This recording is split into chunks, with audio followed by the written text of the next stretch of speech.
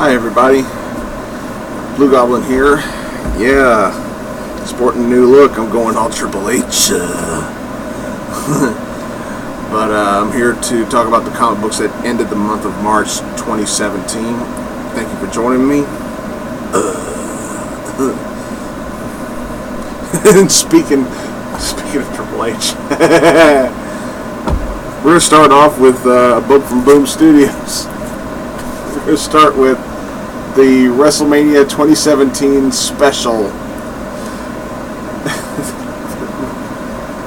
I swear to God, I did not plan that setup.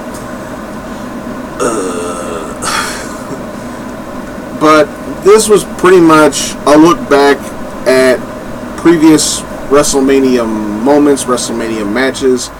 Probably the one that caught my attention the most was looking back at the ladder match between Shawn Michaels and Razor Ramon from WrestleMania 10. So instead, they took this classic match, as well as a lot of other matches and rivalry stories in here, and put a comedic twist on it, and some of the comedy that they were going for in here simply wasn't funny. So it's true WWE fashion. Going for comedy that doesn't get any laughs. It's like the moment where Shawn's tights came down and during the ladder match, he's like, "Did I remember to wear underwear? I guess I didn't." And it's like, who the fuck you talking to? Yourself? Anyway, the book itself, it wasn't horrible, but I really don't recommend this. I only recommend this book for hardcore WWE fans.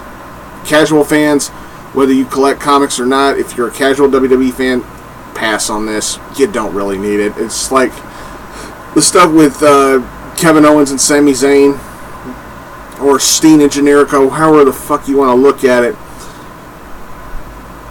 Even that is a painful reminder, as well as the stupid superstar shakeup that we just went through, in which WWE just can't seem to keep Sami Zayn and Kevin Owens apart. I'm fucking sick of this rivalry. I'm fucking sick of seeing them wrestle 100 times a fucking month. Do something else with these two bastards, please. It's even suggested in here that they are destined to fight forever. Who the fuck asked them to fight forever? All you Steen Generico fans who circle jerk to them constantly having matches, you can fucking have it. 'Cause I don't want it anymore. At least Kevin Owens is going to be feuding with AJ Styles for the moment. That's something different. But enough ranting. This issue was just average at best, which really hurts it considering it's a $8 book. So, like I said, you don't really need it. Give it a 2.5. Let's move on to Broadsword Comics. We're going to look at the boobies. With Tara, Witch of the Black Rose, number 103. Look, I promise I'm stopping. No. But, yeah. Tarot is pulled into this realm by, beings who believe that the goddess and the gods have turned their backs on him. They don't acknowledge him anymore. So what does Tarot do? She brings them the gods. Okay. But the selling point for me was the comical interactions between Raven Hex and the Skeleton Man. That's cheeseball. It's cheeseball comedy, but you know what? It got a snicker out of me. It really did. Of course, John sleeps naked, and he hears some thumps and bumps, and he goes to investigate, and comes across Raven Hex. He slips on the floor, and whoops! Boy. But yeah, nothing too major happens in here. It's just Taro being pissed, and while her husband and her sister are goofing off. But it's just, yeah. This was one of those issues of Taro that was just there. Nothing really happens in terms of character development or storyline progression. It was just here, have a cheap laugh. Ha ha ha, we're done. But it was still decent at best. I give it a 3. I'll be nice. Yeah, I read that book for character development, believe it or not. Let's move on to IDW, Jem The Holograms number 24. And before you ask, no, still have not gotten around to watching the fucking cartoon. I promise, I'm going to do it sometime eventually. Whether it be now or June of 2018, I'll get around to watching it. But, yeah. Already we have a huge step up. New artist. Giselle Lagasse, I hope I'm pronouncing that name right. The artwork in here is a 1,000% improvement over the previous artwork. This artwork is fantastic. It fits this style of storytelling perfectly. So beautifully well done. And no, it's not this. Well, is it the same kind of artwork that matches the cover? It might be. I don't know. No, it's not. The cover's done by a different artist. But the artwork on the cover is pretty damn close, in my opinion. But it's definitely more cartoony, and it feels right. And the storytelling is also pretty well done. You know, Jem and the band invite their new band member, either invites them or they invite her to a beach party or something like that. You know, Kimber and Stormer, you know, the internet's favorite lesbian couple from the Jem franchise, they're reunited. They have a cute relationship. It is what it is. But the big selling point was the cliffhanger at the end, and this issue so far is so old. The next issue's already out by the time you're watching this, so I'm going to go ahead and give it away. The big reveal at the end with the cliffhanger is Jericho finally revealing to the purple-haired dude. Shit, forgot the fucker's name. Hang on a minute. Never mind. I'll just call him purple-haired dude. To her boyfriend, the purple-haired dude. His name's escaping me right now, I'm sorry. But revealing to him that she is, and always has been Jem. Boom, bombshell. The whole liar revealed cliche, and we all know where it led to in issue 25, but I'll talk about that when I get to it. This issue was cute. It was fun. I enjoyed it for what it was. It gets an easy 3.5 out of 5. Let's move on to DC with got a couple of these jumbled up. Here we go. Batgirl Annual number 1. So many annual number 1s nowadays. Why do we even bother? Yes, the long-awaited reuniting of Batgirl and Supergirl happens in here.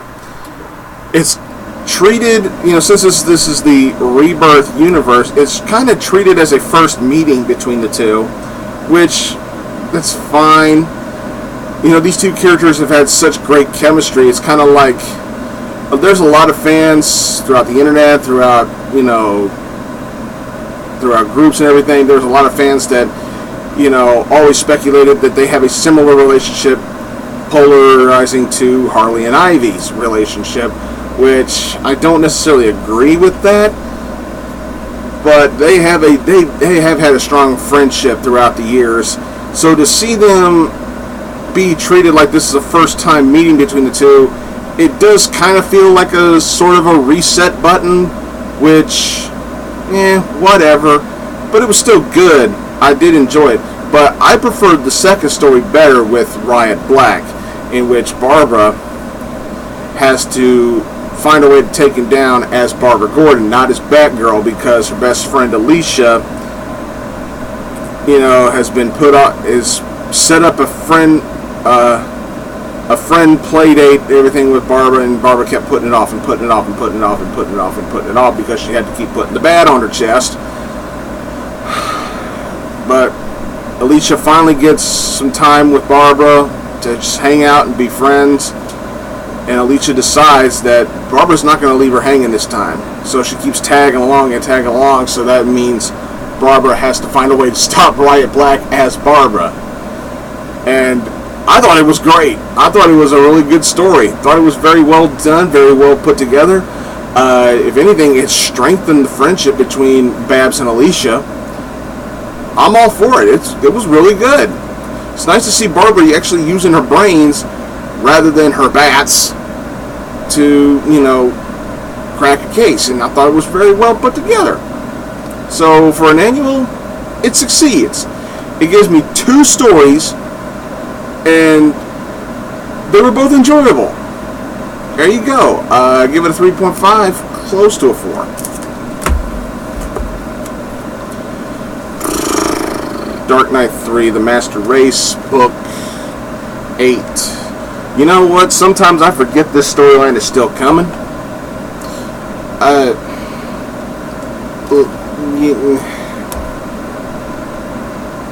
This issue really did nothing for me.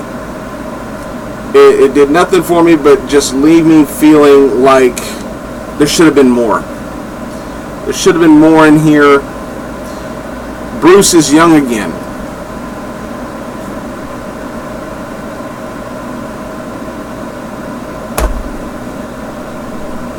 Fuck ever. What the fuck ever. Diana and the Amazons, backs against the wall. Superman swoops in and gets a kiss. Woo! And the little thing in the middle, the little mini issue of Detective Comics in the middle of the book, that was just too. It just, man, this issue was fell a little flat. Its average score 2.5 at the very best.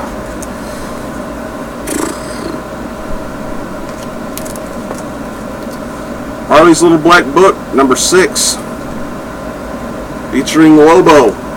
When I found out Lobo was going to be in this issue, I was really excited. Y'all know me. I was a big fan of the main man, Lobo. And then DC tried to fuck him up and reintroduce a new character going by the name of Lobo, and that went off like a fart in church. And here, it's our Lobo. My old buddy Craig, I know you're watching, bud.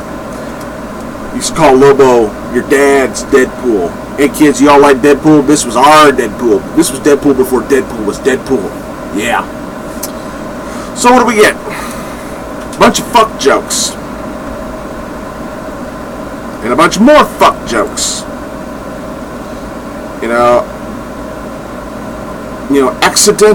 Accidental moments where they're both naked. And there's more fuck jokes. Swear to God, it says Connor and Palmiotti wrote this, but I really want to believe they were consulted by Kevin Smith. Whole lots of sex jokes in here, to the point where it got annoying really fast.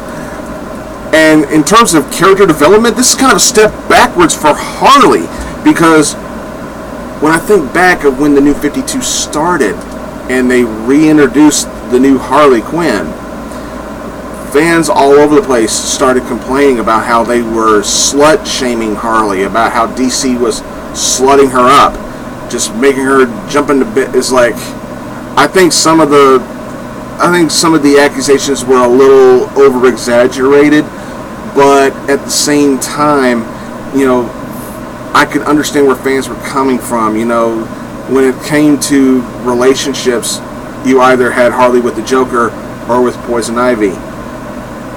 And some fans were thinking that Harley would just jump into bed with anybody because it was fun. And lot of fans, and I agree with the fans that say it was insulting to the character because she shouldn't be that easy. But I still accepted her because over time and over the years, her character improved, her character grew, and it got better. And then I read this. This is a step back toward the sluttiness, in my opinion. You can agree, you can disagree, I don't care. This is what I think. And what I think is that this was a fuck up. Pure and simple. Too many innuendos, too many fuck jokes, and a huge step backwards for character development for a character that needed years to grow just to go backward a few steps. Yeah. Left me feeling really disappointed. This was sure as hell not worth $5. This was not worth it. And I'm going to give this series one more chance. If the next issue doesn't impress the hell out of me, then I'm done.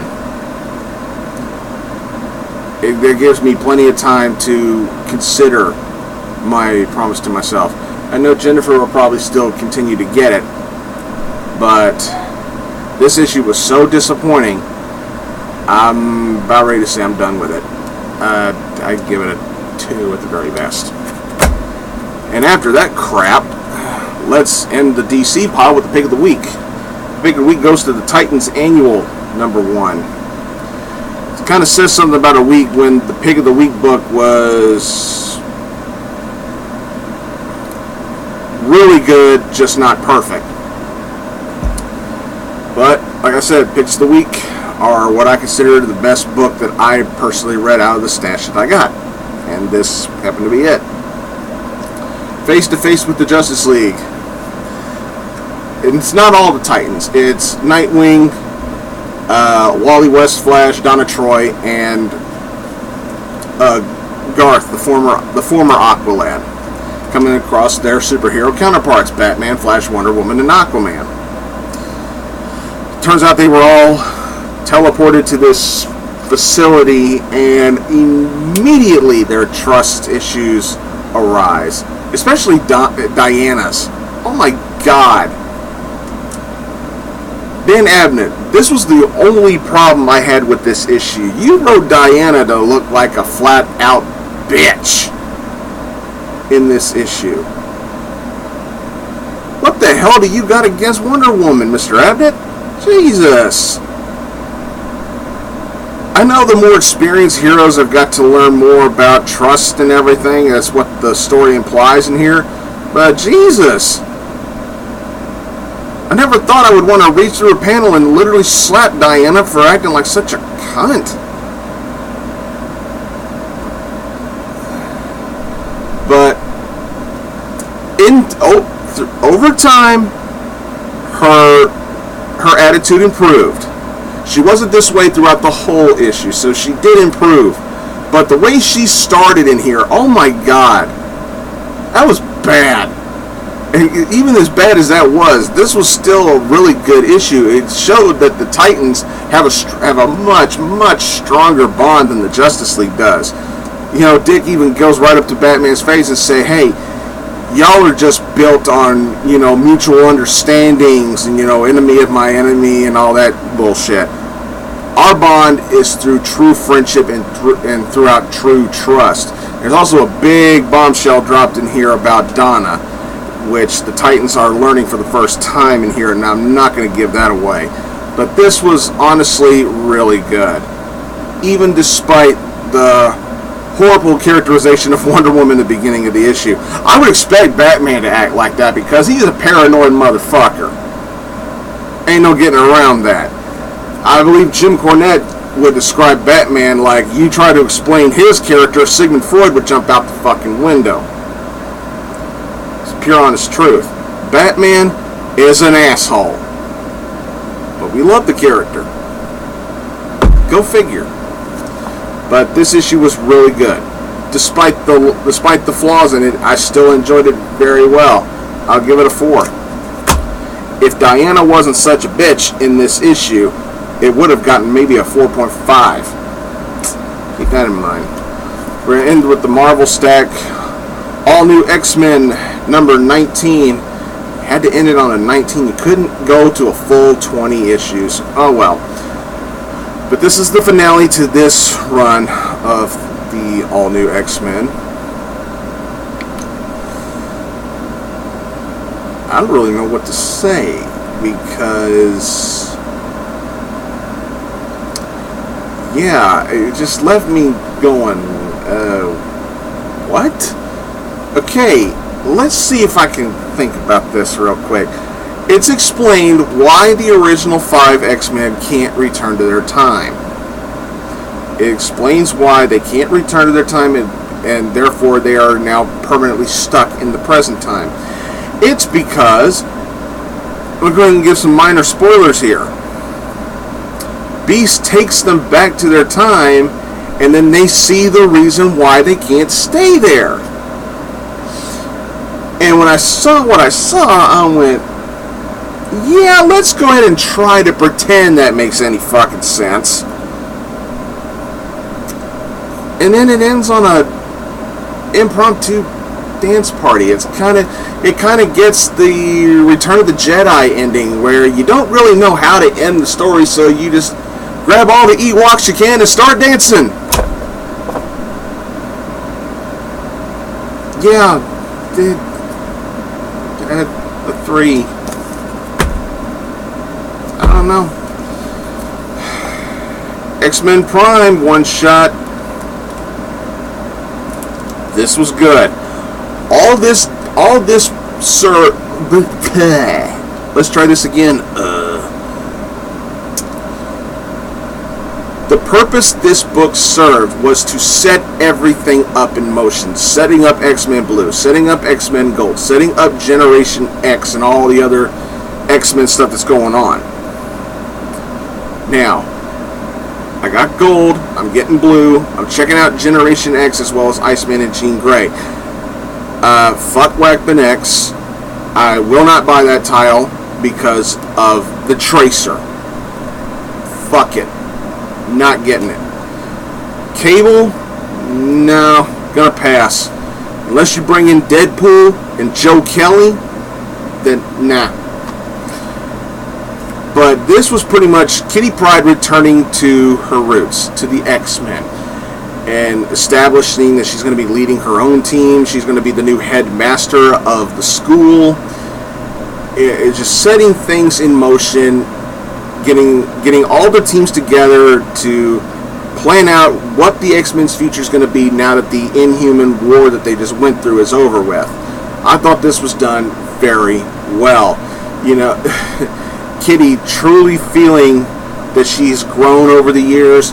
She started off as student to rookie hero to hero, and now she's a leader. A true full progression of a character from young to old, done very well. The character growth over the years has not been done perfectly, you know, but at least it was a full character growth, you know, from student to teacher, done well. Not perfect, but well.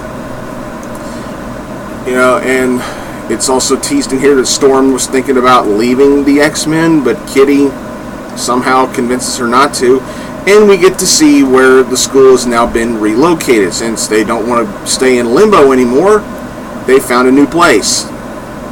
We'll see how long that lasts. I thought this was very well put together. I think it was well worth the $5 because I thought it was a very good stepping stone to progress where we're going forward long term. Good stuff. I loved it. I thought it was great. Would have been pick of the week if I hadn't gotten Titans. But I give it a 4. Alright, that's all I got for this review, everybody. I want to thank y'all for watching. Please subscribe. Go check out Blugoblin X, where I review books from Midtown Comics, and where I talk about wrestling or anything else I want to fucking talk about. Check out Arkham Asylum Studio. Check out my friends Deadpoolzilla, TheMtVernonKid, and Brandon Hex as always.